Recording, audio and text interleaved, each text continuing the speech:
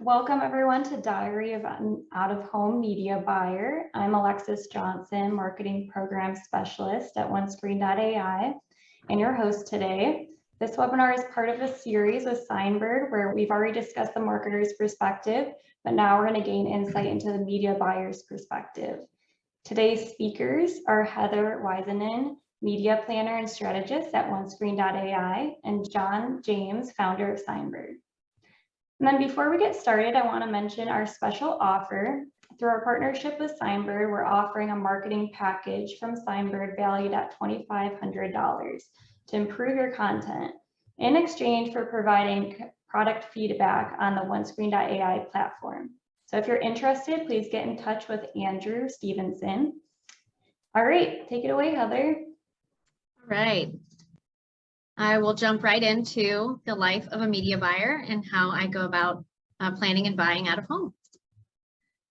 So just to get started, here's some specific planning parameters that I start with for every new client. So things that I look at are client budget. How can I allocate this appropriately? Key points of interest, depending on the client. Are they trying to reach a specific audience, a specific store location, or a target zip code? Also look at target radius, noting any key points of interest and inventory within a close proximity to that specific location. And then flight dates. Is the available inventory aligned with the client's flight dates? A little bit more in-depth look at more of a strategic approach into buying. Things I look at are competitive analysis, competitor proximity to available inventory, meaning is there a competitor nearby? What does their creative look like? How can I encourage the client to have dynamic creative to stand out from their competition? Competitive spend when it's available. How much is their competitor already spending in out of home?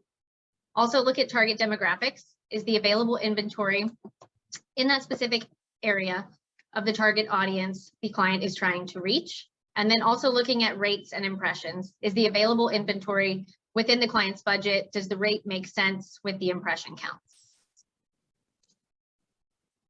So they say a picture is worth 1,000 words. While we always tell the client that creative is important, it's also important for the photo sheets that we present are just as eye-catching. This makes my job easier and the media owner's jobs a lot easier. When I present locations to a specific client, it's much easier to sell if the image is clear, unobstructed, and impactful. Our goals as media buyers is the same as media owners: sell the inventory.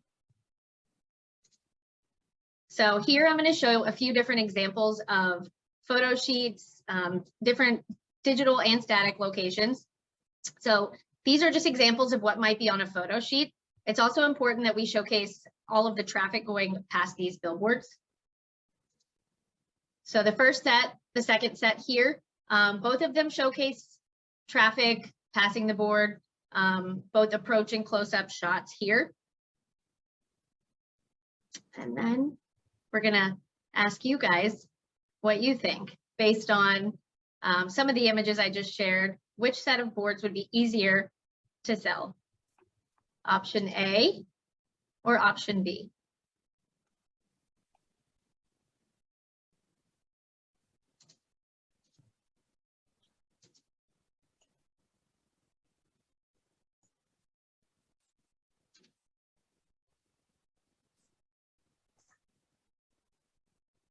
All right, everybody agreed that option A would be much easier to sell. As you can see, the images are clear, traffic is going directly towards these locations. There's also lots of traffic. While these locations in option B do show traffic, there's a lot of, you can't really see this one here. This one's cut off a bit, and this one looks like there's a lot of tree obstructions here. So really try to hone in on the visual side when it comes to photo sheets. So this is the less pretty side of the buying process. This is a sample of our RFP. This has all of the inventory that we get for either one market or one client. This is just an example. So there's a lot of inventory that we sort through on a daily basis for every single client, which is extremely time consuming. So when the photo sheets sell themselves, it makes the process a lot easier. the buyer. So identifying and eliminating inventory, what does that process look like, and how do I go about that process? So for me, I typically ask a lot of the same questions. Does this location align with the client's goals? For example, is it within 1 to 3 mile radius of a specific location? Is it visible from a distance? Are there any obstructions? Is the board going the right direction of a specific point of interest? The billboard could be in the perfect spot, but if it's going away from a store or away from a location, it's not as helpful. And then, does this fit within the client's budget? So if that specific billboard does not meet most of those requirements, it's typically eliminated from the deck that gets presented to the client. Passing this one over to SignBird. SignBird.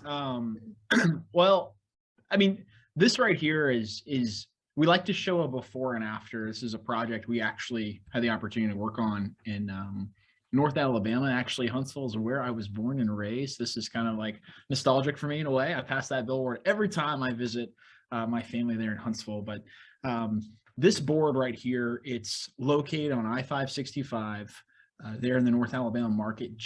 It's literally in the parking lot of a major minor league baseball team called the Trash Pandas. Well, do you get excited if you look at this ride sheet, sell sheet on the left-hand side, comparing it to what a photo sheet, a drone photo right there in the top right-hand corner, if you send this PDF to someone, that watch video is going to be hyperlinked. And when you click it, it's going to send you to a 60-second video that explains everything you need to know about this location, right? So the purpose and the reason we're showing this is the way we market out of home inventory there's so much room for improvement.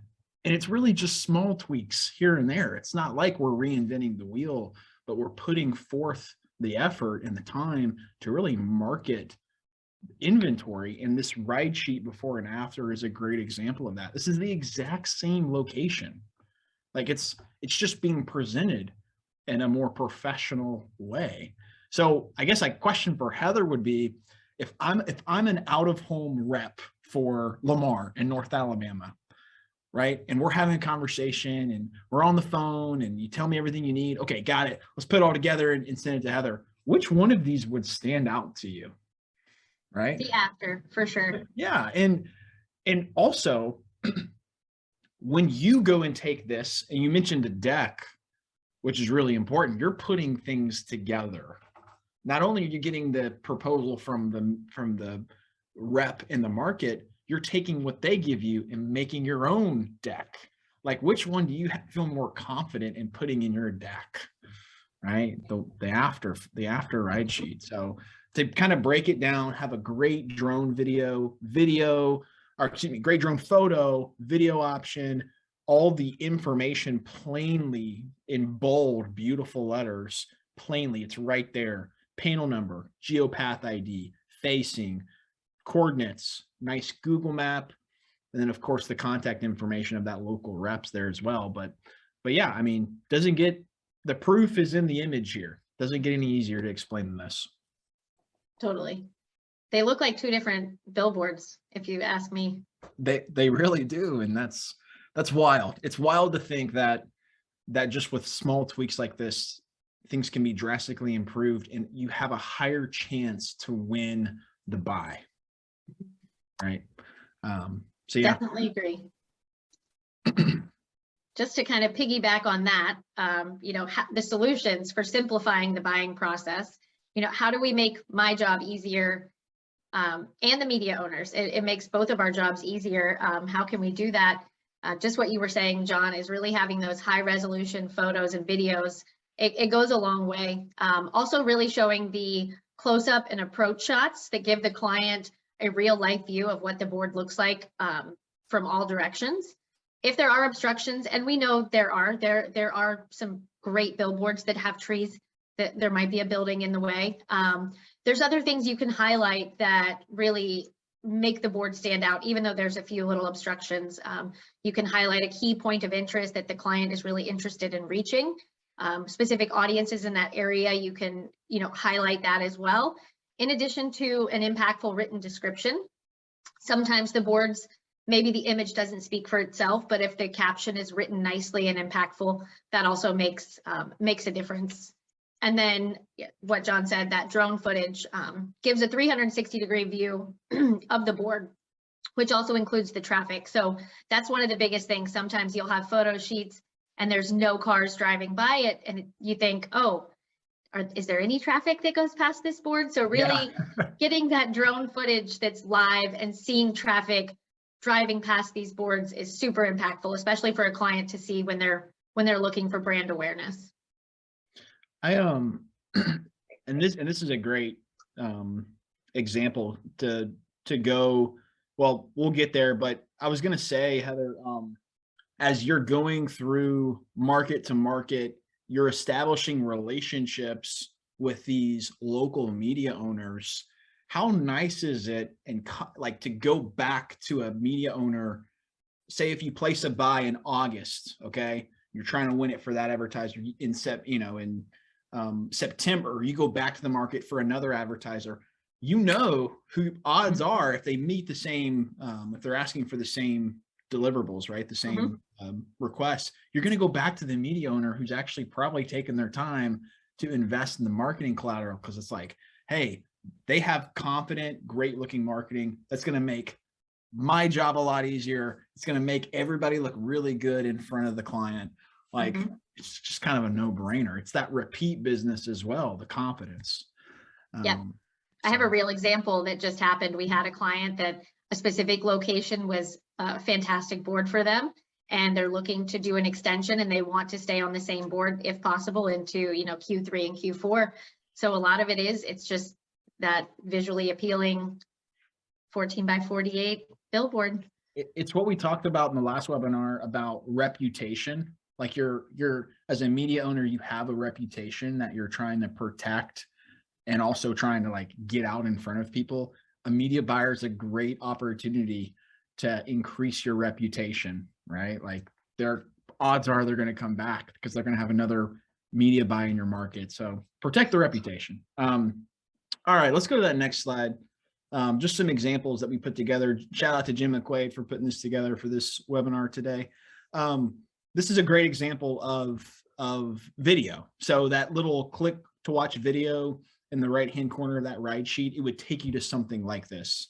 But something at SignBird that I really love that we do, and it's because we've been in the shoes of an out-of-home sales rep.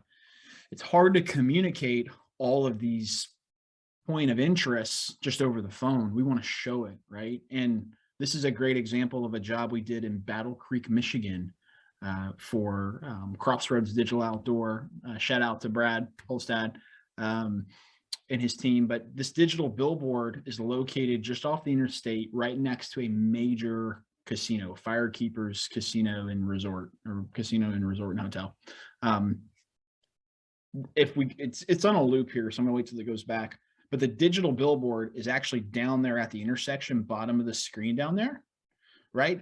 But we need to show that Firekeepers Casino is just to the east, probably I would say half, if not a quarter of a mile to the east, right? Like, as a media buyer, when you see something like this, Heather, like, is this a good thing? Totally. Yeah. Because it really highlights, the key points of interest. If you're looking for, if you're trying to reach casinos or those that are into gambling or whatever it is, you can put that on here and say, hey, this board I know is going to capture that audience. This is within the close proximity of the board. Also highlighting on that, it'll loop back, but major intersections and major roadways, they get a ton of eyeballs. So the 90 showing where the highway is as well is also super helpful. Yeah. This is and that's where that drone footage comes in. I think drone footage is I think a core offer that SignBird's offering right now to the out-of-home community, but it's also necessary because it gives a different perspective on the value of these locations and showing off all that commercial activity that you can only really see from the air. If you had boots on the ground photo from the ground level as an approach shot, you would never know the Firekeepers Casino is over there, with an approach shot. You never know. So you'd have to tell it, but why not show it? Let's go to the next slide. This is a great example of what we were talking about earlier. This is a project we did in Decatur, Alabama, for MH Outdoor. That's Marshall Henderson and his team. This was a project that a great location, right in a really heavy commercial activity area in Decatur, but it's a little bit off the road, and it's at this kind of fork in the road. And it's a great spot, but it needed some extra attention to really show that commercial area around the board. This is something we call a billboard video proposal. It's a 60-second video. It's highlighting all the different areas around the board. As you can kind of tell, if you take a left hand into that side road, you'll come up right on the board. But this shot right here just shows, look at all the traffic right there, right? Look at it's literally in a car dealership, targeting that intersection, right? Like, this is a great example of video being used. Like, Heather, and I'm probably sounding repetitive at this point, like, would you take this video and put it in your deck to show it to an advertiser? 100%, 100%. And there was a piece of the video, you know, you're getting traffic going both directions. You know, you have that kind of merge off. I don't know this area at all, but just based on this video, you're capturing traffic that's going at the light. It's also at a light. There's extra dwell time here, but then you're getting the traffic that's turning left. So you're getting a lot of eyeballs on this specific board. And I don't know if an approach photo can really, that's only a part of what's really going on here as a still photo. The video, I would just climb a mountaintop, climb a billboard and shout to everyone, use video, use video. It makes a difference, 100%. Absolutely. So let's go to that next slide. I think we got one more, perhaps.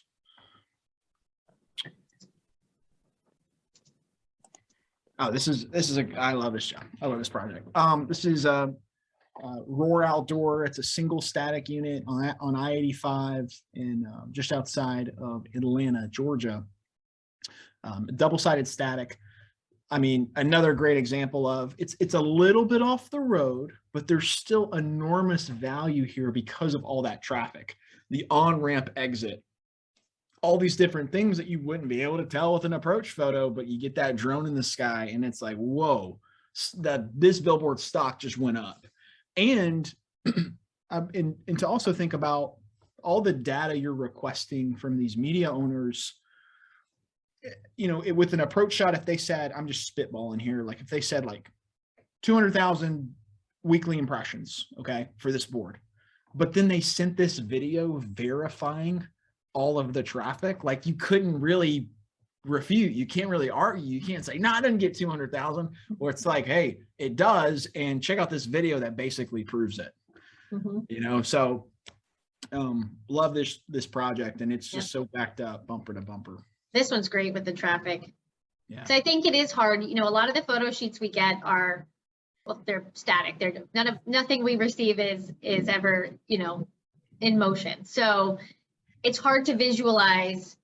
If I'm the client, it's hard to visualize my brand on the board and what it's going to look like in real time, driving by it from a distance. And this lets them kind of be in that seat of, this is what it would look like. This is awesome. Sell the experience, you know, so of course you're selling results, right? Like, it's the reason you purchase an out-of-home campaign, is because you're trying to get your name out there and grow your business. But also, as you market something, you're also trying to sell an experience. So as you're marketing out of home, you know, SignBird's one of our many jobs is to convey an experience being on this billboard, allowing your business to grow by being on this billboard. So love this project. This is something we did not too long ago. Yeah. That's awesome. Yeah. All right, well, we had a question come through, and if anyone else has any questions, please drop them in the Q&A now. So the first question is, if a billboard is in the perfect location, proximity to the client's store and within budget, but the photo sheet doesn't tell the best story, how do you go about this? Do you still include it? Do you share it with the client? Yeah, this is a great question. So, and this happens, there could be the perfect location that is right outside of, a brand store, and you just think, this is money, this is it. But then you get a photo sheet, half the board is covered with a tree, or it's just at a bad angle, and you think, oh, how am I I've got to sell this, on behalf of the media owner. I, as the buyer, now need to get the client to get this board. What do? I will still include it. I typically go to Google Maps and I do Google Map drives. And I'm certain that Google Maps was not created for the out-of-home industry. Maybe it was. I don't think so. No. But I do, it's the best, live version that I can recreate quickly for the client. And I'll go as far back and I'll do my own approach shot and angle the mouse and the cursor a certain way and try to capture it in a little bit better light to show the client. Great. Yeah, that's very insightful.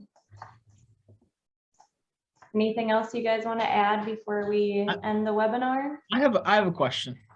I'll be a person in the audience for a second.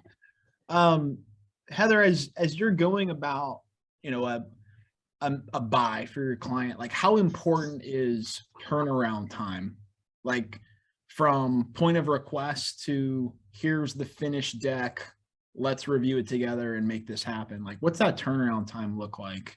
And how important is it to keep that? So one thing, the out-of-home industry is booming. So if you take a hot market like New York, I could put in a request for available inventory for Q3, mid Q3. Today, if I ask for a hold tomorrow, it could already be gone. So time is obviously of the essence. The clients want things fast, but we also value, quality over quantity. So we do try to encourage the clients that as soon as we present them inventory, that they're ready to close, because some markets are really hot and we can't guarantee a prime location in some of these areas. But from us, we typically ask for 3 to 5 business days from talking to the client, what their needs are, what they're looking for, reaching out to the media owners, building that deck that aligns with the client's goals, presenting it to them, and then going back to the media owners with hold opportunities. So 3 to 5 day window is what we aim for. My time spent selling out of home and having conversations with media buyers, like that turnaround time, I didn't want to miss out on anything. Like I almost felt like I was like, what do you need? What do you need? Like I was just so like turnaround time is so huge, just because I knew that if we work together, if we create this synergy, right? I knew that, hey, I create that trust with media buyer, and I know media buyer is going to reciprocate that and be like, hey, I got another one for you, John James in Birmingham.